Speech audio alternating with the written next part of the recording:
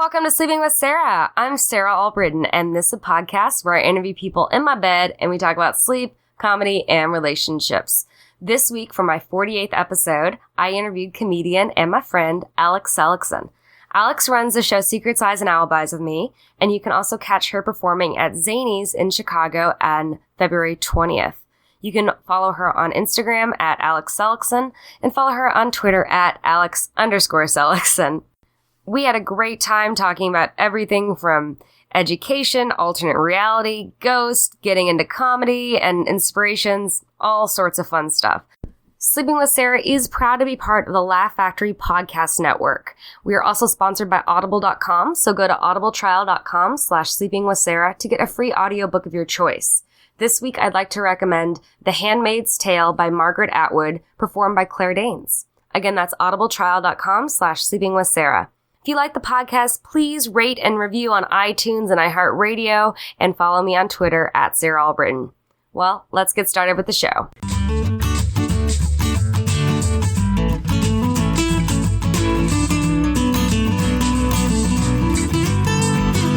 Sleeping with Sarah. Welcome to Sleeping with Sarah. I'm Sarah Albritton, and I'm here with my guest, Alex Seligsohn. Hi. Hi. Hi. How'd you sleep last night, Alex? Oh, fine. We drank a lot, so I slept all night. Pass out or sleep? No, I actually remember to take my medicine with my McDonald's Sprite. We stopped for McDonald's. I haven't been to McDonald's in forever. I go to McDonald's more than I care to admit. It's good. I'm sorry. It's good. Don't apologize. Do your thing. It's America. It's American. Yeah, so I did pass out, but I managed to pass out in a classy way. Yeah, you didn't black out. Oh, absolutely not. Yeah. No, I remember everything, unfortunately. Do you usually sleep pretty well? For the most part, yeah. It's gotten a lot harder that the dog is bigger now. He doesn't fit under the bed, so a lot of times I'm curling around him. So I'll sleep well, but then I'll wake up and everything hurts. And, everything always hurts. How big is your dog now? He's if he were to stand over me, he'd be his legs would be here. And that looks like 3.5 feet long? No. I don't know. I don't know. We're probably going to adopt the metric system soon, so we should learn. Well, at least you already know Russian. I do. I'm actually really, excited about my degree being useful now. Yeah. Yeah, I mean, we're gonna all be speaking Russian soon. I could teach you to read, I could teach you to write, I could teach you to say whatever you want. For the most part, as long as it's, within a 5th grade level of speaking. Yeah. But that's still pretty good. It's good enough. I could read. Yeah. Am I supposed to be looking at you or the camera? You can look wherever you want. Oh, okay. Don't feel like you have to look anywhere in particular. Got it. So, I know it's weird with all this stuff. But, so yeah, I know everyone does the show because sorry, I'll cut that part out. I have my weird sleep thing. Do you have insomnia, or do you have anything that you do that's weird, or? I don't know if I do anything that's weird. I grind my teeth, horribly from what I've been told. Oh. By every boyfriend and Dan. Yeah, I grind my teeth, See, I couldn't imagine being that light of a sleeper that I could hear somebody else's teeth grinding that would bother me, because I'm so heavy. Yeah, I mean, I don't know. I think it just happens, and then he's awake, and then he can't go to sleep.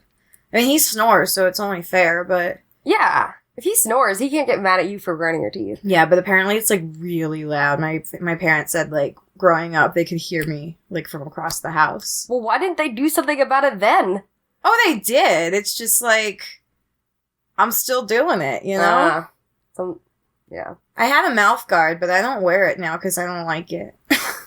I don't like it. I don't like sleeping with something in my mouth. I'm always afraid I'm going to choke. Yeah, I would too. They say it's impossible, but I think anything's possible. I like that. I think almost anything's possible too. I've been thinking about this whole AI theory. What, artificial intelligence? No, yeah. Have you heard about Elon Musk has a theory that none of this is, that we've got a 50-50 chance we're in an alternate reality from a future society. That's just the Matrix, right? No, we're basically all of Earth is a simulation for a future society that, like, this is all a simulation, a computer program, and that none of it's real. I thought that's exactly what the plot of The Matrix was. I don't know. I saw it once. It wasn't that great. I mean, I'm not sure if it's exactly The Matrix, but I think the idea is that if society's technology grows as rapidly as it has been growing, then eventually they're going to run out of things to do. So then they're going to create simulations of their ancestors and do things as like an experiment to see what happens. It's like if you played The Sims, you do things just to mess around to see what people do and react. But we actually are the ancestors? No, we are actually the computer program, but we don't know it. Oh. And then that would explain why all this crazy stuff's happening. They're like, let's just see what happens if we do this. Let's see what happens if we do this. Yeah. I mean, I think the world's just a circle. Or, like, time's a circle. Like, I think this already happened before, and eventually everything's gonna explode and start again. You should read The Last Question by Isaac Asimov. It was, like, the closest thing I ever got to believing in God. Really? Yeah. It's a short story. You'll read it in, like, an hour or less. It's pretty cool. I don't want to give away the ending, but you're gonna read it and just go, wow. Huh. Well, I think it's so interesting. So many people are, like, reading 1984 again and, like, Animal Farm and these other books about that. I think they need to be reading The Handmaid's Tale since so much of this shit specifically applies to women, but... What would you be? You're really well read, I know. Like, so what would you recommend? The Handmaid's Tale. Handmaid's Tale? Or Okay. Handmaid's Tale, Handmaid's Tale. It's like, it's feminist 1984, where women were just basically used for breeding, and... Yeah, it's just really scary. It's really scary. They're making a web series of it on Hulu, and it's coming out, I think, in April. So you should all be reading The Handmaid's Tale before it comes out on Hulu. It's got Elizabeth Moss as Offred, the lead. Oh, that's great. And Samira Wiley, Poussey from Orange is the New Black. Oh. She's gonna be in it. Oh, that's awesome. Poussey Riot. Yeah, it's gonna be really cool. You said that you believe that anything's possible, that we could be in a... We're reliving I don't disregard it again. it, yeah. We're reliving everything again. Yeah, like this already could have happened before. So do you think you've already lived through it? Like do you think individual people, or do you think society as a whole has already lived through this? I think everything that's happening it's possible that it's already happened. Exactly as is. Because time in a linear sense doesn't really... Make sense. It does, but it makes sense because I think we want it. It's the only way it makes sense in a way that our brain could comprehend. So that's why it is that, because we can't understand. Because how can everything, like, I don't know, the world wasn't always just here, but then you get to them, people are like, that's because God made it. But who made God? Yeah. I don't know, man. I'm going to get in a wormhole. So yeah, sorry. That's sometimes what happens before I go to sleep, you know? I'll just start comprehending life, eternity and mortality and, like, the concept of forever, and it's like, it like, when you actually get there, it's like, oh, it feels weird. It feels really weird. Maybe that's why I grind my teeth at night. And it's a stress thing. It's like my dad does it too. He said that, but that he thinks he did it so much that he just ground them away and now you can't hear it anymore. And I'm like, so the solution's just gonna take care of itself. The problem's gonna find a solution, and the solution's time. But I did tell him that I have dreams a lot where I think it's because I grind my teeth, because he grinds his teeth, and he has this too where, like, something happens and all of our teeth are loose, and then we have to spit our teeth out. I've had that. That's a recurring dream for a lot of people. Yeah. I've had that, but I've had it in a hallucination sense where I actually thought I was losing my teeth. Like awake? Yeah. Okay. I was, like, in my bathroom mirror, and, like, I thought, because I hallucinate a little bit. So I've had it where I really thought that I was like, what's going on? And it took me, like, a while to realize that it was just a dream that kept happening. Yeah, like it's hard to explain because it sounds crazy. It's like, well, clearly you still had your teeth. I was like, yeah, but in your head when you hallucinate, it's so real that it's hard it's like such a realistic thing to even dream about, because it's like I'm always, like, somewhere normal, and then I think I grind my teeth so hard that, like, it starts to hurt my jaw, and that's when in the dream it feels like my teeth came loose. Is it always the same teeth? It's always, like, a handful of them. Like, it's always, like, and then I have to, like, go around with my tongue and spit them out. And I'm like, fuck, I have to get to a dentist so I can put my teeth back. And my dad said it happened. It's genetic. It's weird. I think, well, dreams can be shared. My sister my mom and her sister share the same dream, the same nightmare, where they both have sleep paralysis. Like, and they've had it the same night where they call each other and wake each other up. That's weird. Like, that's stuff where I'm like, oh, maybe ghosts are real. Yeah. You know? Maybe. Have you ever seen one? I don't know. So, like, it's like I want them to be there. Mm-hmm. Because then it means that, like, oh, like, those things we do tell ourselves to comfort ourselves, like life after death. It's cool. Yay. It's real. I get to do something instead of be dead forever. But not in, like, I don't know. There was, like, there's this theater in Florida that was, like, supposedly haunted. It's a very small theater. It's a movie theater, just one theater. It's old, Oh, wow. historical. And I used to do Rocky Horror there. You used to perform it? Yeah, like, shadow cast it. And, like, here's the thing. I hate Rocky Horror, but, like, I didn't realize I hated it then because I thought you were supposed to like it if you were, like, alt and goth and whatever. Like, it took me until I was, like, 25 to be like, oh, this is actually a bad movie, and that's okay. Mm-hmm. I'm allowed to think that, and I'm actually probably right. But the theater was apparently haunted, and all the people who worked there, including my boyfriend at the time, who I did the Rocky Horror shit with, they're like, yeah, man, there's ghosts. And anyway, one time, we knew the owner of the theater, and we went there, like, after, or the manager, I don't think he owned it. We went there, like, at midnight to, like, watch a movie. And then, like, during the movie, he's like, there's the curtains, because there's wings, because you could do live stuff there, too. And then he pointed to the curtain, he's like, look, it's the ghost. And the curtain just, like, slowly, like, opened, as if a person was, like, doing, like, there was no way winds could have done that. And then, like, I walked towards it, and then it just, like, swooshed shut. Oh, that's crazy. Like, I don't think they have the money to get contraptions to put that there just to take girls you want to have sex with in the night. It just seems elaborate, you know? That's very elaborate. I think that's a far too elaborate of a thing to try to have happen. And also something that someone that age probably wouldn't have thought of. How old were you? Oh, I was, like, 19, but I was having sex with a lot of older men because I thought it made me strong and powerful. I think that happens to a lot of people. Yeah, it's like, you're like 19 and you have like a boyfriend who's like 30 and it's like, I'm smart, I'm mature, that's why I hang out with older people. But now that I am almost 30, like even if an 18-year-old boy was like, hey, sexy, I'd be like, get the fuck away from me and go to school. Like, what are you doing?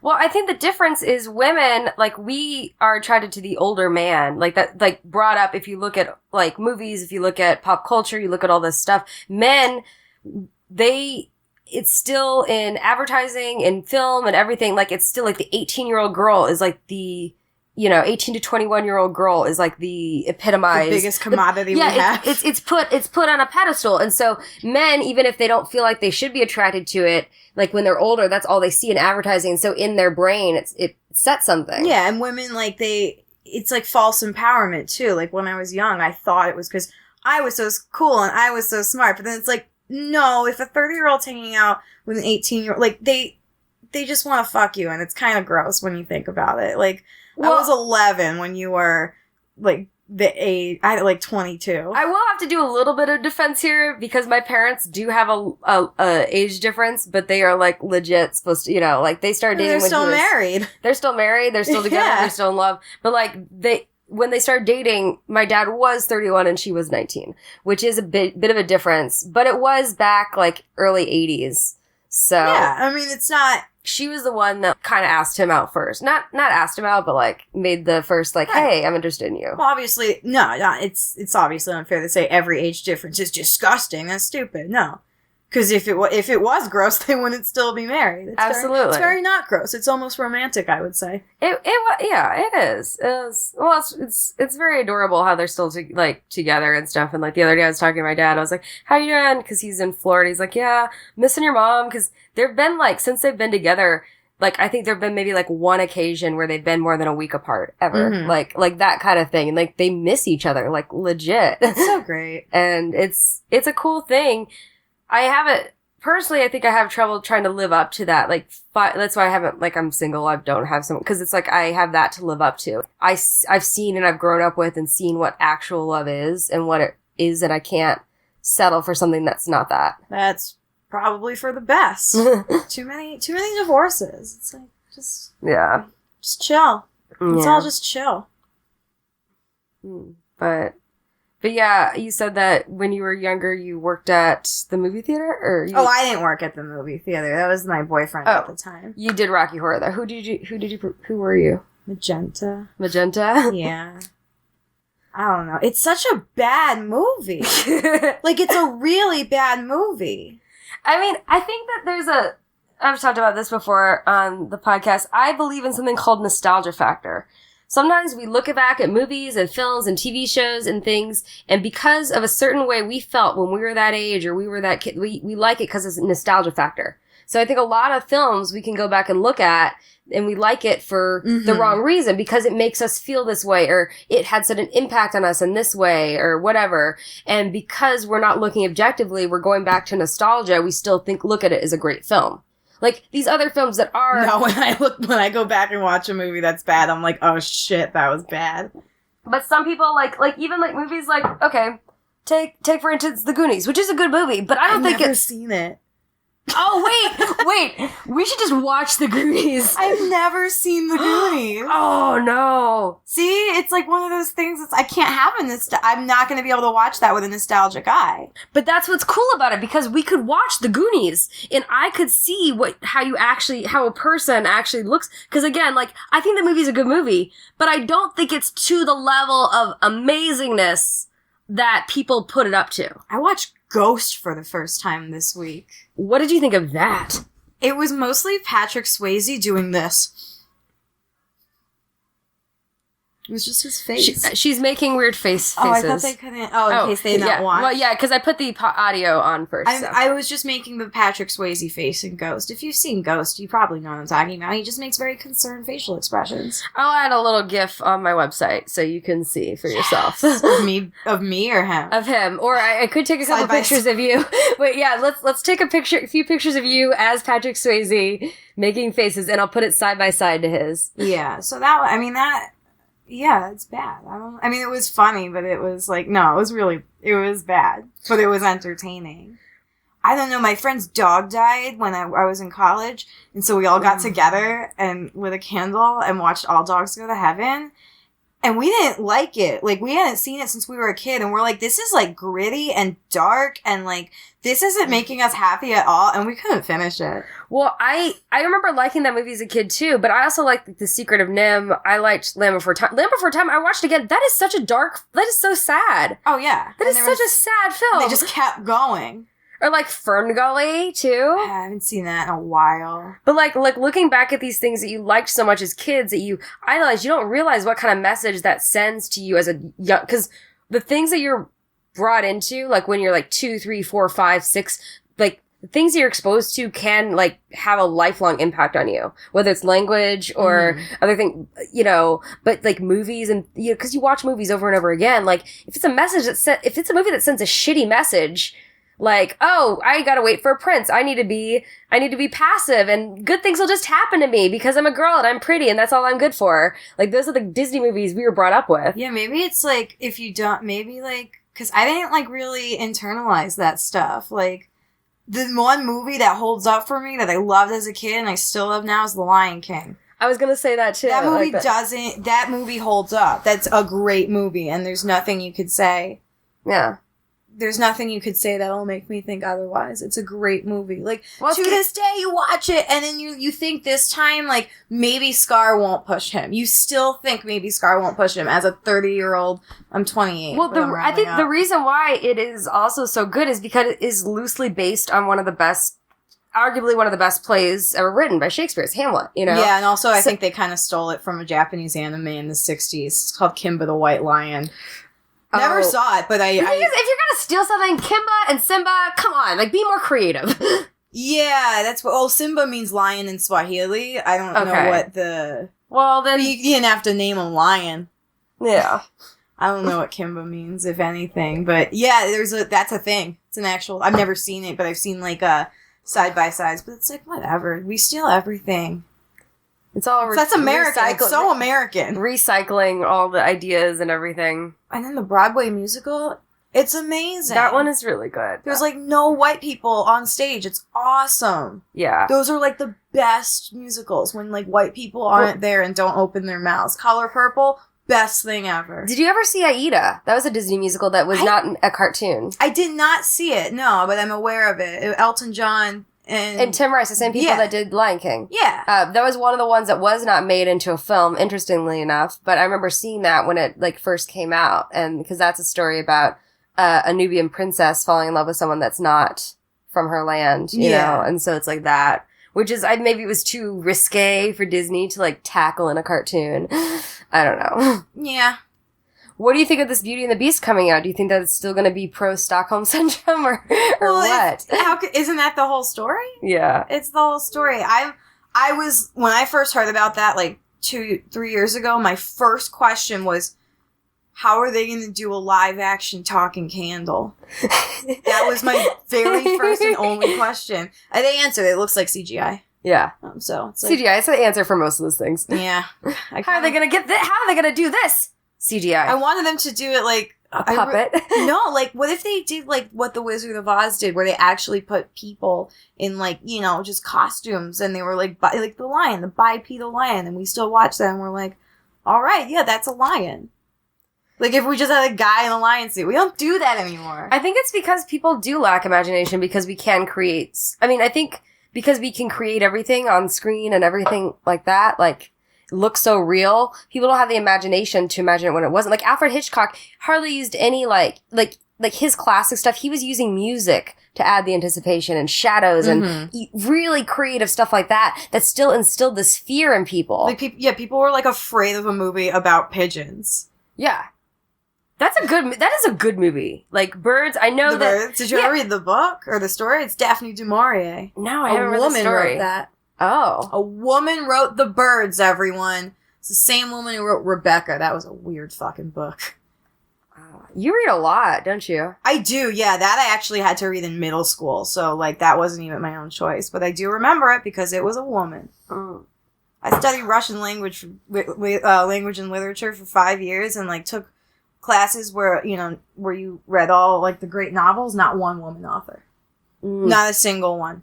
The only woman we learned about was Anna Akhmatova, and she's a poet. So it's like, oh, women and feelings. Oh, wow. Well, now you've got a lot of women, like J.K. Rowling definitely did, and I don't know if you're a big Harry Potter fan, but she's brought, Yeah. She's brought a lot of... I haven't really, I don't have anything against Harry Potter. I just only got to the 4th book. Yeah. Oh, well, that's when it starts. The 5th and 6th and 7th are, like, they're darker. They're for older. Like, they're... I liked it. Yeah. I just, I don't know.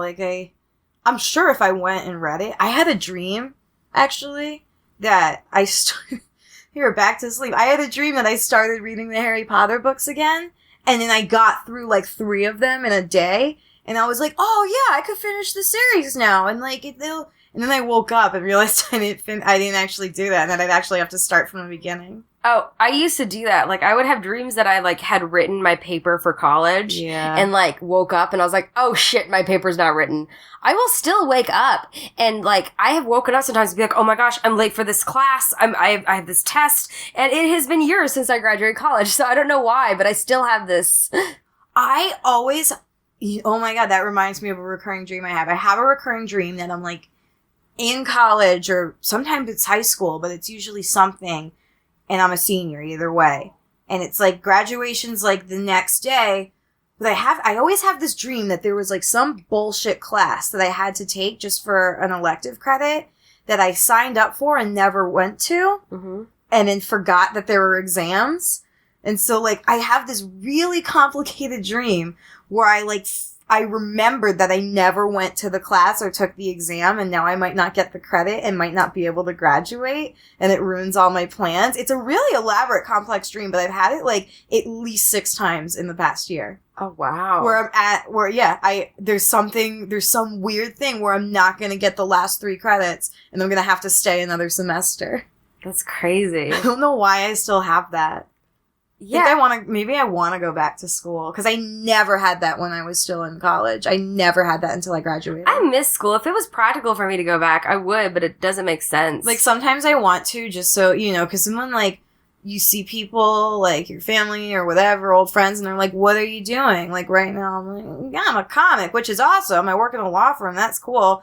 But if you say, I'm getting a master's, they're just like, oh, wow. But that's not a reason to get a master's. I know. But it's such a comfort thing. It's you could just say what you're doing and people will be like, good for you.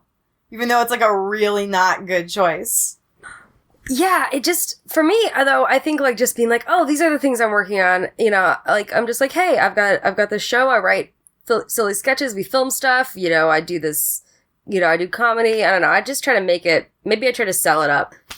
Yeah, I try to sometimes, but I don't know, I think I'm pretty, like, straightforward and honest, and, like, I've even found that even if I'm honest, like, I don't know, I was talking to one of my ex-girlfriends, actually. She lives in Orlando, and she was like, so this is your job? And I'm like, no, I, like, have a day job. Yeah. She's like, well, and I'm like, she's like, but still, it's pretty cool. And I'm like, you know what, it is pretty cool, because, like, yeah, I only made a few $100s last year, which is, in the grand scheme of things, it's not a living, but it's still a couple $100s more than I made the year before. And when you think about it, like, I don't know, we were on a show, I don't know if you've heard of it, called Secrets, Lies, and Alibis. I don't know, like, the fact that with such an oversaturation in the scene, like, the fact that, like, it's been almost 2 years and we still get people and we still get to pay every single performer, and we actually come out, even though we don't specifically make a profit, we come out with money that we put back into the show and give, like, that's some kind of miracle. Yeah, I mean, I think that's pretty cool. Yeah, it's creating something out of nothing. Like, there was nothing going on that night at Albritton. It's like, hey, like, can you do this show? And we create something. I like creating things and putting stuff into the world and being excited about it. And I think I think sometimes people go to school because they don't know what else they want to do with their life. And I think we also have a problem in America where we don't fund school, but, like, we make it seem like a thing you have to do. Like, everyone, it's like they made it seem like if you don't go to college, then you know, we don't, like, fund trade schools like other countries do. We don't have, like, good schools, like, that teach people how to, like, fix things or machinery or industrial work. Like, we don't value that here, and those are, like, jobs that you need. So now we have everyone going to college, and everyone has a bachelor's, so it's like, if everyone has a bachelor's, who the fuck cares if you have a bachelor's? Well, it's also, like, our level of bachelor's is almost equivalent to, like, a high school level in Europe. Yep. Like, it's very sad, to be honest. Like, college, you know, is a joke to other countries, like our level of college, unfortunately. Unless you go to, like, an Ivy League or something, but still, it's you shouldn't have to do that. Like, a lot of, and the thing is, like, higher education in other countries, it is exactly that. It is, like, higher education. You have a sufficient education if you don't want to continue that, but also, like, okay, not everyone needs, like, a PhD. Not everyone needs a bachelor's degree, but, like, the prices in America, they just keep going up, and then, like, we just keep sending more and more people, and it's just, it makes the value of the degree, I feel like, go down. It's like, no, just fund schools that teach actual skills and stop, like, devaluing, like, the blue-collar worker. Or making it hard to get a job if you don't have you know, like, honestly, like, I mean, I've got, most of my friends have bachelors, but I have friends that don't, and apparently, I realized it doesn't matter what your degree is in as long as you have the 4-year degree, because that's on your resume, and then you can get, like, any kind of office job or things like that. But people that don't have that are held back. You know, knowing what I'm doing now and what I'm working towards now, I probably didn't necessarily need to go to college. College helps in a lot of ways, though. Like, I mean, I love going to college. I think it teaches you a lot of social skills that get you ready for the world. Like, how to live with somebody else, like, in a dorm, like, so I think social skills wise, I think it helps people tremendously with how to handle yourself around other people. Yeah. On your own. I think it's definitely a good stepping stone for people in terms of living on your own and being on your own. But I don't know if it's as much valuable as it costs. And especially, I don't know, and it also depends, like, what you're doing. Like, I was pursuing a theater degree at first, and, like, after a bit, I'm like, I don't know what I'm doing. Like, I also kind of hated a lot of the theater programs that I had experience in. I just thought, like, I don't know, college theater was not satisfying for me in any way, and I wound up dropping it thinking, like, oh, maybe performing's just not for me, and, like, but then also, like, I don't know, like, why are we paying thousands of dollars so I could sit in a room and, like, put my sound in my voice and then throw the sound across the room, have it bounce across the wall, and I'm like, this costs thousands of dollars, so I wound up just pursuing the Russian degree, because I just took language. I took Russian as an elective, because I originally tested out, like, with Spanish of my language requirement, but, like, that was one of the things I wanted to do in college, is I wanted to learn a language that wasn't, like, Spanish or French. I wanted to learn a new alphabet. Like, I just wanted to go for it. So and you had people that you could speak to? Because you still keep this up. Like, do you have family you talk to in Russia? Like, because... No, that's why I, like, suck so much now, because it's, like, I have no one to talk to, especially here. There's no, like, need for it, but I am gonna... I really do need to open up... Yeah, exactly. Yeah, I should open some of my books. I kind of want to make a web series that's in Russian, but, like, have subtitles. That's funny. And I talked to, Lydia House. She's a comic. I met her at Shithole. She does stuff with them. She's Russian, and I think she speaks a little bit, but we talked about getting together and, like, just doing some Russian reading and talking. 'Cause, you know, neither of us are fluent. Yeah. I feel weird, because it's exactly what you said. Like, in other countries, like, our college is a joke. My Russian being so shitty after 5 years, I'm embarrassed sometimes to talk to Russians. And that holds me back. It's like a vicious cycle. I don't talk to people because I'm embarrassed to talk to them. Therefore, my language never gets better because I never talk. Well, that's the same that, like, happened to me. Because I had Spanish most of my life, so I decided to take Italian. I was really good at Italian. If I had a friend, if I had somebody I could have spoken to, my teacher was telling me I could be fluent, you know, like, if I had done, like, if I lived abroad for longer or something like that. I got all the fucking awards at FSU. Like, I was the top in, like, my class. I was good at it, but... So, there's no need in America, like, to know another language like that. Like, the way in other countries, English is just, it's a global language because, you know, the British Empire, us, we like to shove it in people's faces. And then you go over there, they want to practice their English because they need it more than we need. Yeah. But, you know who did take Italian? My boyfriend. Oh, yeah? Yeah, Dan took Italian. Oh, maybe I could start talking to him. He does speak Italian. You might be able to. Oh, I could brush up on it. That'd be fun. You both could, yeah. Oh, that would be awesome. Remind me that next time we're hanging out. Yep, I will. Italian in college. Cool. I played some of those games, you know, like Duolingo and stuff like that. You know. Yeah, sometimes, like, every so often when I'm bored, I'll go on, like, a learn Russian thing. But it's always just, like, a basic quiz. So I'll take the quiz and get, like, 95%. And I'm like, now what? I need to challenge myself. Like, when I read articles, sometimes halfway through, I'm like, I don't have time for this. It's like, no, you're going to finish that article, Alex. I don't care how long these words are. Oh, yeah, because Russian words are really long, right? Not always. No, not always. Some of them are one letter. Oh. There's all sorts of words. All sorts of lengths of words. So how did you go from from giving up the theater major to coming back to performing? Once I dropped the theater major, I, like, okay, so when I transferred to Florida State, I was just doing the Russian program, and they had, like, a really good community theater scene there. Like, it's called the Tallahassee Little Theater.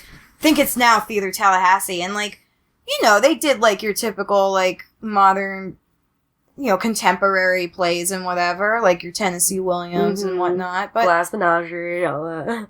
Yeah, but they did good shows. And even in all my time in college theater, that was, like, the first time I did a show, like, where, like, they built the set and I got to sleep in a real bed on the stage and, like... Oh, cool. It was really cool. Yeah, I wound up getting a part. I went to a bunch of auditions, I think, especially for musicals, like... So I don't have, I can sing, I could probably be a chorus girl, but I don't have the voice to get a part in a musical. There's just so much musical theater happening, you know? Mm-hmm. So then, yeah, I auditioned for, like, and I was shocked I got it. It was, because the whole thing was in dialect. I had to do a British accent, which, like, I'm not great at, but... Well, they got people, British RP, you know, that's... Yeah, we did, like, we did exercises for it. But anyway, yeah, I got cast in that show, and I just, like... I did like performing. I just didn't like the idea that, like, I don't know, just some man teaching a theater class deciding whether I should get a B+, even though I got straight A's and everything else, because he didn't like my attitude. It was always a man who didn't like my attitude, but love the attitudes of, like, every male or football player. That was at University of Miami. I'm not afraid to say it. The University of Miami made me hate theater. Just gonna say, I need to put that in public somewhere. It's out there now. Good. I will say, I think that there is an issue overall of people, like, when women are strong or speak their mind. Like, when men are strong, it's like, it's seen as a positive thing. When women are, it's seen as, like, a threatening thing to them. Or they see it as a negative. And I think that's why I didn't, when you think about it, you know, like, last minute, whatever, like, all those, even, like, the strong women are strong because, like, they were weak and overcame something. I don't know. It's all just stuff written by men. Well, I didn't really feel like I identified with any of these women that were already written.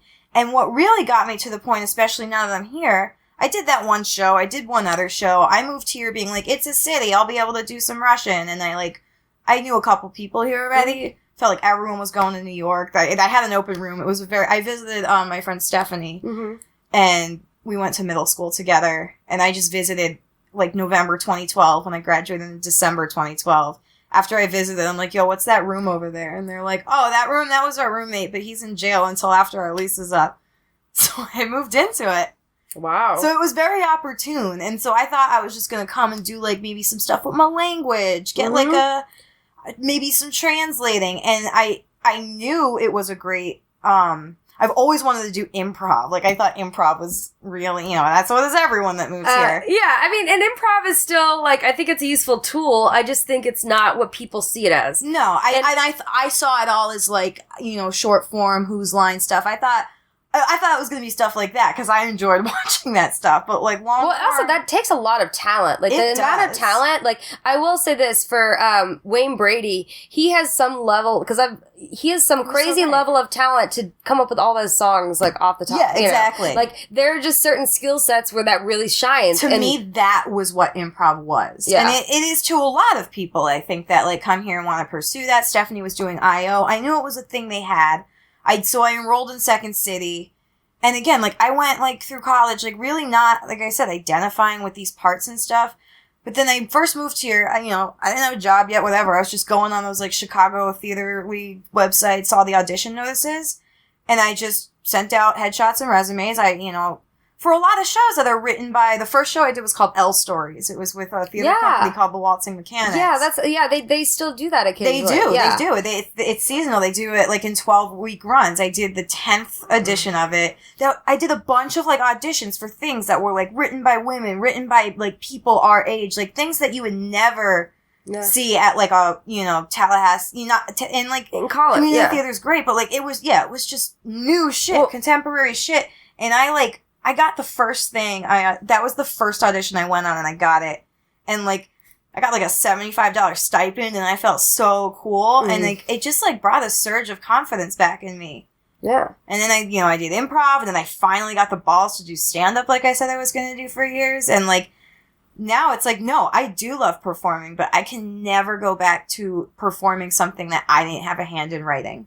Oh, that's interesting. It's like doing plays now. It's like, I can't. I don't want to play some shitty, dumb sidekick wife woman. It's just because a lot of the women aren't written well. And I was at I'm part of a couple screenwriting groups, and, like, was at one the other day, and, like, it made me happy. At least the male teacher was like, hey, when you're writing characters, when you're writing women, make sure not to make them passive. Because there's too many films where the women are passive, or their storyline, they don't have a hand in their own story in their home plot, or they're following a male person's storyline, and it's like and it made me, I was, like, happy that he told me that he said that to everybody, but at the same time I'm like, I wish it didn't have to be that way. Right. And I think a good way that's changing, it's like we think that, like, they're a hero for being like, women don't have to be passive, and it's like, it's sad that they it's so rare. Yeah, and I think it's interesting because you've got all these films, and you've got these films where things just happen to the woman, and it's like, oh, they're going on this trip because they have to. They don't have a choice. Things are happening to you versus, like, someone actively making, like, okay, like The Princess Bride. Buttercup doesn't really do anything active in that for her own storyline, Yeah, but I did a movie. Yeah. I did a feature film.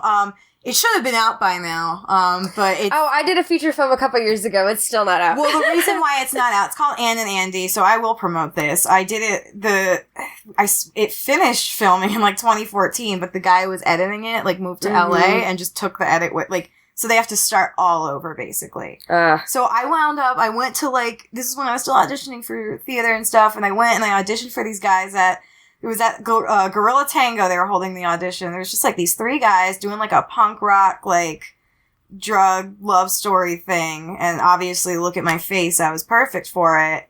So it's called Ann and Andy. I played Ann. These 3 guys, by the way, are, like, some of my best friends now. Like, the people I auditioned for. It was Corey, Mark, and Andy, who plays... And Andrew wrote it, yeah. And he's my friend with the big red mohawk. He says he's coming to Secret Slides in February, finally. So I'm holding him to that, because it's in recording now. So anyway, you know, they had this movie. They wanted to make this, like, punk rock love story movie. But, like, Anne was, like, kind of a shitty character. And, like... You know, so we did the read-through, and again, like, I didn't know these guys at first, but, like, they became some of my best friends, and, you know, we'd be doing a read-through or filming something, and I'm like, yeah, I'm not saying that. Like, no human woman would ever say that. So you kind of helped write it, or helped Yeah, like, adjust? we wound up doing mostly, like, improvised dialogue in the end, and it, like, sounded more natural, because, like, I'm like, this isn't, like, I'm like, no... This isn't a woman. Like, this character, like, why is she here? I feel like maybe it is my job to figure out, like, what her background is, but also you just wrote some punk rock woman that I kind of feel like she's just there to, like, for you to be in love with. Service, like, to service you. Who the fuck is this? And we did the whole thing, like, and they're like, they're really glad they cast a comedian. And that was just starting, I didn't even start stand-up, like, Andrew came to, like, one of, like, my 5th showcases, like, ever. Oh, wow. Yeah, when I did, like, Cupcake Cabaret for the first time. But, like, he filmed it for me. But, yeah, so it's, like, we wound up doing most of the dialogue just improvised. And me just saying the point of what they want to say. But, like, not in so many words. You know, not in what they wrote. Because it's, like... And they said to me, they're like, yeah, like, we will always probably go with people who know how to do improv and comedy. Because... You added a layer to that character that, you're right, it wasn't there. Well, I think it's really interesting because going through, like, a theater program and then being in the world of improv where you can change. So, like, in theater, it's like, oh, no, you got to do this. You have to be, you know, playwrights are so particular about their words. You got to stick to it and all that and, like, kind of stay in this box. They kind of teach you that. And, like, even in auditions, only do monologues and blah, blah. And I have auditioned with poems. I've auditioned with excerpts from books. I've auditioned for different things because some people are tired of hearing the same old damn monologue. I found a monologue that was, like, from some short play in a book, and for some reason, they all say it was, like, the first time they've ever heard someone do it. I think it was a short play festival that happened in Chicago in, like, 2006. Oh, wow. And it was called Fuck Tori Amos, and it's, like... Oh, that's awesome. I still do that monologue because I just remember it if I ever have to do a monologue. But, like, yeah, it's, like, there's no... They're like, no, what these men said was genius, and you have to... It's like, just shut up. Like, I use monologues from short plays as well, like Humana Festival and so many people, like, in theater, like, they're like, you have to read the whole thing. It's like, no, you don't. Like, that was the thing. It's like, if you're going to do a monologue from this play, you need to understand the context. I'm like, no, sure, but you also don't. Like, do something of your own. Yeah. Especially if you're not auditioning for that part. Like, it was just so limiting. Well, and that's the thing. You're taught that way, but then, like, when you're actually in the real world, you know, collaborating, you can make something that much better. And I think if I kept with the mindset of what they teach you in theater, it's like you wouldn't feel good enough to speak up about it. And I feel like, no, you should speak up and you should make these, don't be confrontational about it, but be like, hey, I think it'd be better if she said it this way. Can I try it this way? Like, I just have such a hard time believing they're going to be like, oh, remember that girl who did the Tennessee monologue the exact way that every woman is supposed to do it? Yeah, I remember her. Like, it just doesn't make any... Like, I am fully convinced that the reason I did so... I went from, like, leaving auditions, like, just crying in my room, like, because I sucked at acting and it was what I wanted to do, to, like, within 3 weeks of living in Chicago, like, if I didn't get a call back, I'd be like, well, that's obviously not going to be a good show. It was arrogant, but it was, like, a level of confidence I felt like I deserved because I never gave it to myself. And, like, not doing a theater major was the best thing I ever did because, like, you go in and you're, like, a person.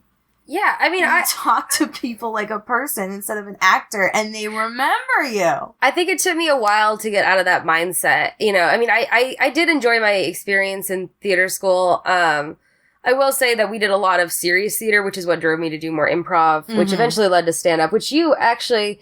Alex, I met her the first night I ever did stand-up. Merkles. Oh my gosh. You were one of the first. I was actually, now looking back, very thankful that there were at least 2 female stand-ups in the room as well. Who was it, me and Corby? Yeah, you and Ashley Corby. Yeah. You both talked to me after my set. Yeah. And I remember that, and that was the reason, because both of you guys talked to me after my set is the reason I continued to do stand-up after that. I was like, because I didn't know anybody. I wasn't somebody that was like telling my friends I was going to do it. I didn't know anybody at all in the scene. I just looked at the closest open mic to me and went to it, and then... What's the deal? And I've never seen a woman do this, but what's the deal with, like, mostly, like, guys bringing people for the first time they do stand-up? Like, what a ballsy move. Like, what... You must have a lot of, like, unfounded confidence in yourself to want your friends to see you do that for the first time. I don't know. I mean...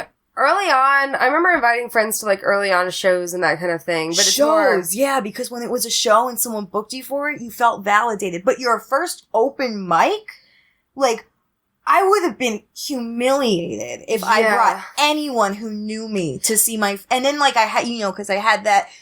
I figured everyone in that room, like, just was going to remember me and how bad I did. I think with improvisers... No one knows. Well, with improvisers, too, like, if you come from improv, then they already have this confidence of, oh, I've been on stage, I can make stuff off the top of my head, no big deal, So you have this confidence, I think, with improv, because you're used to when you do shows, you bring people. So I think people coming from improv thought, oh, I need to bring people to this. I would never. I just could not imagine. It makes no sense to me. Like, you're so bad your first open mic. It does not matter, even if you're good.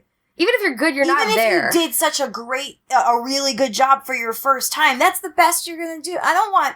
Yeah. I had to tell Dan, like, because some people were like, oh, I watched your videos online. They're pretty funny. And I'm like, no. These are like 2 years old. Oh, I didn't think anyone was watching these. Oh, and a lot of them were on I forgot about mine. A lot of them are on Dan's YouTube because I, like, couldn't figure it out. And... like, his phone camera was, like, so I'm like, you need to take these down. Like, the other day, I finally had him take them down. Like, people are, well, like, I don't remember forget. seeing that. And they were at shows, and these people bring, like... I have some old ones. I hid some of my older ones. Like, I still have them saved. I hid some of the older ones. But I think I have one that's like, it's probably like, it's not bad. I don't hate it. It's just my material's a lot better now. And my confidence is a lot better. Like my voice when I first started was like shriekier because I did that like high pitch, like, I'm on stage, everyone listen. Like, I mean, there's just so many things you learn as you go by and do it more. Like, stand still, Alex. Why are you pacing? Oh, yeah. Just stand there. Just stop it. Just stand still. You don't have to go anywhere.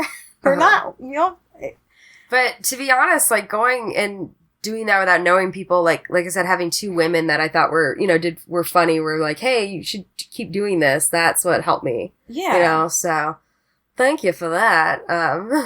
Yeah, What made you, like, what was your first experience doing stand-up? Well, I took the class at Second City. Oh, you took a class of stand-up? I did, and a lot of people shit on the classes, but the thing is, the class really did give me the confidence, because the class, again, no one's going to teach you, like, this is how you write a joke. No, it's like, these are different kinds of jokes. Like, this is what observational humor is. This is what storytelling humor is. And every week, we'd have to write a new 4 minutes, and then every week, we'd come in, and then we'd do that 4 minutes for the class of the other 15 people, which can be the size of an open mic. Yeah. So it was like I did an open mic every week. And it did give me the confidence because, like, in class I did well. Like, my material went over pretty well in the class. Like, I think I was one of the stronger writers in the class. But, a lot of them are just people who do improv who are like, I want to try this or whatever. Mm-hmm. Like, I had one woman in that class. Her name was Debbie. She goes to Dartmouth, so she actually lives in New Hampshire? I don't remember where Dartmouth is. It is New Hampshire. But she was here, like, for the semester, so that was, like, my one-woman friend, and I went with her to my first open mic at the Blarney Stone. Oh. And, like, yeah, we were, like, some of the only women there at, like, that first week, but, like, so I did really well in the class, and I met that one woman who would sit, so we were sitting together at the bar, and I wasn't alone. But, like, I did, like, really, like, no one really laughed. Like, I just did, like, stories about Russia, like, 4 minutes about Russia. And I'm like, why is no one laughing? And, like, it did not go like it did in class. But the thing is, since I had done it in class. And it had worked. Yeah, like, since stuff was working in class, I'm like, okay, I obviously, because I was the type of person, like I said, I would cry after auditions because I think I never got parts. If I wasn't in the class, I might have, like, done my first 3 mics and bombed my first 3 times and been like, well, I suck at this, I quit.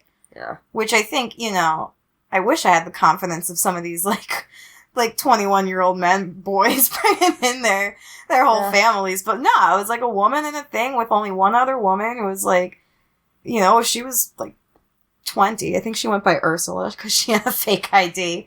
I could say that now because she's Debbie again. She was too young. She was too young to get into a lot of the bars. And yeah, so I probably would have just been like, oh, I suck at this and but like, no, I bombed the first 3 times and then in class, but then I'd go to class and then people would laugh at my stuff, like, like genuinely, that, like, I'm like, no, I'm gonna keep doing this until this happens out there. And then it did. The first mic I ever did well at was Chemically Imbalanced. Mm-hmm. And Pavs, your old friend Pavs, she was one of the first, she helped me a lot because I was in an improv class with her. And she was the first person I met that, like, who I knew that, like, did stand-up. Gotcha. That, like, I knew as it. So before I ever did stand-up, I went to Kohl's with her, and I went to Shuba's with her, like, back when Shuba's was, like, really the hot. place to be. Like, I couldn't even get up, like, because I didn't know, like, the rules. And, like, I got there, like, when it started, and, like, the list was capped. Like, wow. And that was, like, the first time, I saw Rebecca O'Neill that time. That was the first time I saw her, like, back when she was doing a lot of mics. And I'm like, oh, my God, she's hilarious. And, like, so she took me to, like, good mics where I saw, like, good women, too. But then I was like, okay, this is what I gotta do. This is an open mic. Yeah. So she really helped, like, the first mic I did well, it was Chemically Imbalanced. And I went there, she was there, too. And, like, yeah, she was, like, a good person to talk to. I'm like, is it normal to bomb twice in a row? And she's like, yes. Yes. It's so funny just looking back at how you looked at, because nobody tells you. There's no guideline. I mean, the classes are helpful. And I know, actually, other people, like, I think Jeff Arcuri took classes when he first started. A lot of people, more often than you'd think, have taken classes before you knew. I want to teach a class because I would love I love the idea of, like, a young woman who, like, or, a teenage girl who wants to do this but doesn't think there's a place for her. And, like, just being like, nope, there is. Yeah. And also, just if you taught a class and then one of, like, the kids just tell some sexist joke, I just want to sit them down and be like, now, why do you think that's funny? Have a discussion. Now, why do you think you want to do a rape joke on stage? Are you really sure that that's smart for your first open mic? Yeah, but I also want them to explain to me exactly why they think it's funny. Because I think, has anybody ever said, like, explained why, like, a bad... No. But also, like, there were times in the class where someone did write a joke that I'm like, you were allowed to share your opinion. And, like, I was like, I'm just gonna say, like, I don't understand why people are still doing my wife sucks jokes. Like, it's not the 60s. And the people are like, all right, I'll take what you have to say into consideration. I think sometimes people try to push the envelope because they think, oh, if I'm racy about it, try, like, a racist joke or a rape joke or something like that. They think that they're looking at other comedians that they've seen push the envelope and do it well and do it smart and do it right. Mm-hmm. And they're thinking just by doing this one element, it'll make it funny. And it's not. I just don't understand how people are still doing, like, marriage, my wife, am I right? Like, well, there's also a large amount of road comics that are still very old school in terms of their comedy, and they still sell out. They still sell tickets. They still, travel and do middle America shows, yeah, they do. Smaller towns. And, like, those comics, while some of them are really great, love it. So a lot of them, like, cater to the crowds. I think they're more performers than comics. Like entertainers. Like, the job of there is to entertain, not to have It's almost like they're like it's almost like they're not a comedian, but they're doing comedy. I mean, I think that a comedian, I think that you have to have more of a stronger point of view. You can't just be like, one-liner. It has to at least add up to saying some sort of point. At least now. Maybe the definition's different. But I believe that you should be working towards saying something bigger, something deeper, making people think. And those are the comedians that I personally really like. But some people, don't want to think about things. Some people want a distraction. Some people want something that's gonna... Yeah. So I think a lot of times some people go one way, some people go the other, some people do it in the middle. It's fun to hate your wife. Mm-hmm. She's so crazy.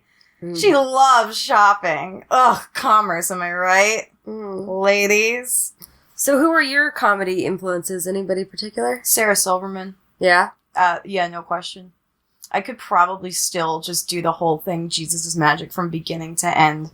Like, I don't, like, I still, like, so much of my comedy and, like, even, like, the way I say things is just because, like, I literally memorized Jesus is Magic. I didn't mean to. I just made I had the DVD, and I made so many people watch it with me, and I watched it over and over again that, like, I just memorized, like, not only the jokes, but the inflection of the jokes, that I think it has to have an influence on how I deliver jokes. Do you think that, like, because you looked up to her so much that when you first started, you sounded very much like her in terms of style? Maybe not, like, material-wise, but there are just certain, like, aspects of speech and, like, vocal tendencies that I definitely think I got from her. Gotcha. Like, and... which is fine. Like, you know, that was just the first comedian I ever saw that I was like, oh, I can do this. Because it's like, I used to watch, I had, you know, my friends in, like, I just remember being at, like, a friend's house in middle school, and they were watching, like, some Robin Williams comedy special. And, like, to me, like, that's just what stand-up was. It was just, like, a guy, like, running around and being silly and, like, saying funny things. And I'm like, it's not funny. It's just, like, okay, I didn't think I liked stand-up because I didn't really understand just, like, some guy talking. Well, I think that's the same thing. Like, some people don't think they like improv until they actually understand what it's supposed to be. Like, they're expecting it to be written. They're comparing improv to sketch, and it doesn't work when you compare it. And I just think I had the idea just because, like, the demographic is so largely male. It's, like, it never even, like, I knew Joan Rivers existed, and, like, you know, I knew that these people existed, but I also knew that, like, they were from a different generation, so I also didn't relate to that, like, self-deprecating, you know, style of humor. Yeah. And then I remember watching, it was once the Sarah Silverman program came on. It was like the show, like for her. Yeah, the show was it was amazing. Really I loved fun. that show. And like I saw the preview and I'm like, who's this girl? Like, she's cute. I like her. She's funny. Like, and this was around like 2005, I think, which is like also when YouTube came out. So that's when that was like, I think the first year I had access to YouTube. And so I Googled YouTube Sarah Silverman, and all the stand-up stuff came up. And I'm like, oh my God, like, this is funny. There's a lot of stand-up stuff too. Like, I'm like, I've never seen a stand-up like her, which is like crazy now, but it was like, I was like 16 years old, and I never seen stand-up like that, like where I laughed, like, by myself in my room. It was just, it was crazy. And then I watched the clips, and then I was at Best Buy, and I bought the DVD of Jesus is Magic, and I still have it. I still have that DVD. That's great. I love it. And then my friends in college really liked it, and like, then you know, when I finally found friends who were also into that, and I wasn't the one forcing them to watch it, like I got into Margaret Cho, and I'm like, hey, there's a queer woman with tattoos. Look at that. Yeah. Like, it was, that's when like my eyes were like just really open to what was what. And I'm like, okay, I can do this, but then I never had the balls to do it. But then I was taking improv, and if you take 2 classes at once at Second City, you get a discount. Yeah, I just thought, like, and Sarah Silverman, or even Margaret Cho, like, they were pretty. Which, like, it's just, you never saw that, because, like, bullshit, like, articles, like that fucking Christopher Hitchens guy. I think he's dead, right? God, I hope so. He wrote that Why Women Aren't Funny article, and, like, the whole philosophy is because, like, people want to fuck us, so we don't have to be funny, because we don't... And that's why, like, pretty women aren't funny, because we don't need to be, and it's usually the fat women that are funny, because they're fat and have to overcompensate. It was just such bullshit, but, like... I think it is total bullshit, but I will say that I have talked to lots of women that adjust what they wear on stage, how they look on stage, to be, you know, I don't know, like Emily Galati. She told me how when she started wearing hats on stage, beanies and sweatshirts, you know, and things like that, and nothing, like, not over... Maybe she doesn't go sweatshirt, you know, but, like, you know what I mean? Like, nothing, like, too feminine or too, outrageous. And I think that it's really interesting how many women I know really consciously think about how much what they wear on stage or what they don't. Oh, see, I'm still so, like, I still have my mind in, like, the theater at that point. Like, when I do, like, zanies or something, I am putting on foundation. Yeah. You know? Like, yeah. Because it's stage makeup. It's what you're supposed to do. I don't know, maybe I should try, I'm going to do an experiment. That's an interesting experiment, because I do wear a lot. My tits are huge, and if the dress is a V-neck, fuck, you're going to see my titties. Well, I think it is interesting, because, I don't know, like I said, I've done it a little bit dressed up. I've done, jeans, like, not carrying it, and it varies, and it just seems to the difference of how people react. Because some people, if you see a really large guy walking on stage, or some people that are alt comics, that wear really weird stuff, when they walk on stage, the audience immediately thinks, oh, this person's got to be funny. Yeah. And so they're automatically on the person's side. Versus if it's a really hot girl in a dress, you're like, oh, this bitch looks too good. She can't be funny too. And you're like against, you know what I mean? Yeah, because like, why would a pretty girl have to be funny? And it's like, hey, I'm not saying like, ooh, Sarah Silverman and Margaret are pretty. It's whether the audience is on your side, because they'll make a decision the second you walk on stage. It's whether the audience is on your side or not on your side. And I know a lot of women that have adjusted what they've worn so that way their audience will start it on their side than against them. I definitely, even though if I, like, sometimes my titties are out, but I dress, I wouldn't say like outrageously, but it's definitely colorful. Mm-hmm. It's definitely quirky, but like also, it's got to match. If I'm going to make a joke about how I look like I definitely own snakes, I am going to look like I definitely own snakes. Yeah, because you do, and that's part of your joke. So I wear, I mix patterns and shit. I don't know what that says. I don't know if, like, I think I maybe have that advantage of, like, at least she's got shit in her face. She's not trying to look too hot, and it's weird. It's like, it's almost like, even if you did try to look pretty, it's like they probably judge you. Do people give you a lot of crap about that? Like in comedy, not at all. But in other things, in terms of when did you get it? 2007. Okay. Freshman year of college. Just because you felt like it? Yeah, I thought it was so cool. Some guy at some store in Madison had it. It was the first time I saw it. And I'm like, what if I got that? And my friend's like, do it. So I did. And you had it ever since? I took it out for 2 years, actually. It was when I was with some ex of mine who, I don't know, his family's super racist and sexist and conservative, and I'm like, I'm pretty, I'm quirky, I have a good enough personality to where I don't need this to attract attention to myself. But then after 2 years, I'm like, no, I just liked it. Yeah. It doesn't matter, like, yeah, I do have a great personality and don't need to attract attention to myself, but if I want it and I like it and I have holes in my face anyway, put it back. So I put it back like 5 years ago. Good. I love it. Yeah, no, it's like I can't imagine you without it. Right? It feels like such a big part of you, it's who I am. And, like, I've taken it out for theater and stuff, like, but... Yeah.